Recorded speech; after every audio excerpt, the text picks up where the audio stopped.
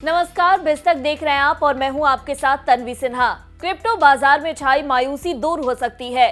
पिछले काफी समय से क्रिप्टो बाजार में गिरावट देखी जा रही है। कई बड़ी करेंसी के भाव काफी नीचे आए हैं। कुछ के भाव तो 50% या 100% तक गिर गए। लेकिन एक खबर आई है जिसके बाद माना जा रहा है कि बाजार में बिटकॉइन के भाव में उछाल आ सकता है। खबर ये है कि रूस में क्रिप्टो करेंसीज में लेन देन शुरू हो सकती है, यानी क्रिप्टो करेंसी रूस के फाइनेंशियल सिस्टम का हिस्सा बन सकती है। क्रिप्टो करेंसी में लेन देन को कैसे कानूनी मान्यता दी जाए, इस पर रूसी सरकार विचार कर रही है। अगर ऐसा हुआ तो क्रिप्टो बाजार में बड़ा उछाल आ सकता है, क्योंकि रूस में क्रिप्टो को मान्यता मिलने के बाद क्रिप्टो करेंसी की डिमांड में इजाफा हो जाएगा, जिसके बाद जिन करेंसीज को रूस में लेन देन की इजाजत मिलेगी उसके भाव ऊपर जा सकते हैं।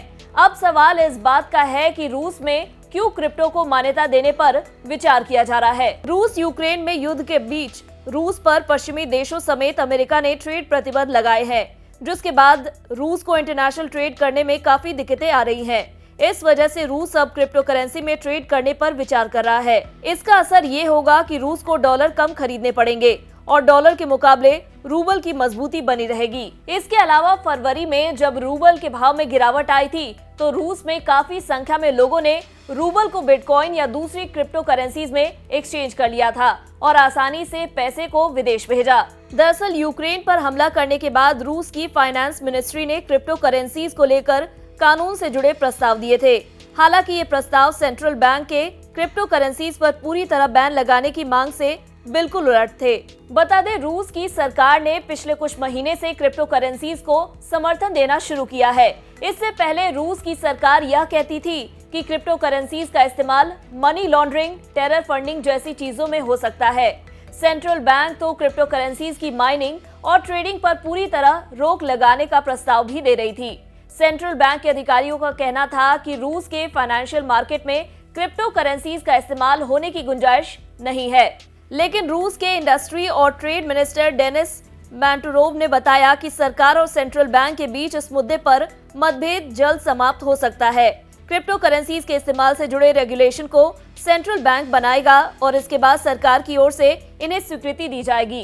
रूस के लोग प्रतिवर्ष लगभग 5 अरब डॉलर की क्रिप्टो करेंसी से जुड़ी ट्रांजैक्शंस करते हैं। पिछले साल सेंट्रल बैंक ने क्रिप्टो ट्रांजैक्शंस बढ़ने के कारण फाइनेंशियल सिस्टम के कमजोर होने की आशंका जताई थी।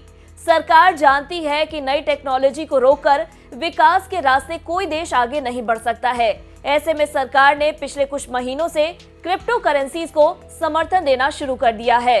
रूस के साथ बहुत से अन्य देश भी क्रिप्टो करेंसीज को लेकर कानून बनाने की तैयारी में लगे हुए हैं। अमेरिका में हाल ही में इस सेगमेंट से जुड़ा एक एग्जीक्यूटिव ऑर्डर जारी हुआ था।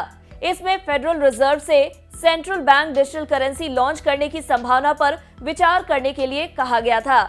चलिए अब नजर डाल लेते हैं क्रिप्टो की कीमतों पर। रात 9 बजे तक ज्यादातर क्रिप्टो करेंसीज लाल निशान पर कारोबार कर रहे थे। बिटकॉइन 1.8% ऊपर चढ़कर 24,13,000 पर ट्रेड कर रहा था। इथेरियम हल्की गिरावट के साथ 1,62,000 रुपए पर कारोबार कर रहा था। सोलाना लाल निशान पर ट्रेड कर रहा था, जो 4% की गिरावट के साथ 4,130 रुपए पर पहुंच गया। डॉजकॉइन 1.2% टूटकर 6 रुपए 99 पैसे पर पहुंच गया।